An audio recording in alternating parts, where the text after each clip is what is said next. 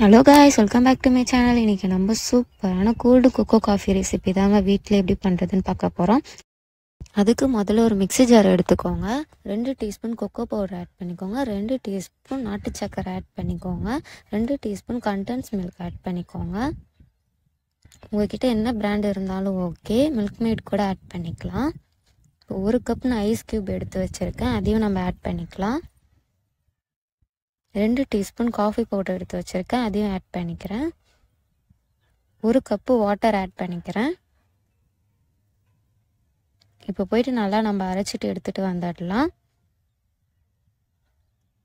அவ்வளோதாங்க, gold kho kho coffee ready ஆயிடுச்சு. நம்ம டெக்கரேஷனுக்காக நம்ம மேலே வந்துட்டு சாக்லேட் சிரப் நான் ஆட் பண்ணிக்கிறேன். அவ்வளோதான், நம்ம சூப்பராக கோல்டு கொக்கோ காஃபி வீட்லேயே ரெடி பண்ணிட்டோம். டேஸ்ட் வேறு லெவலில் இருந்தது. என் சேனல் பிடிச்சிருந்துச்சுன்னா சப்ஸ்கிரைப் பண்ணுங்கள், லைக் பண்ணுங்கள். Bye bye.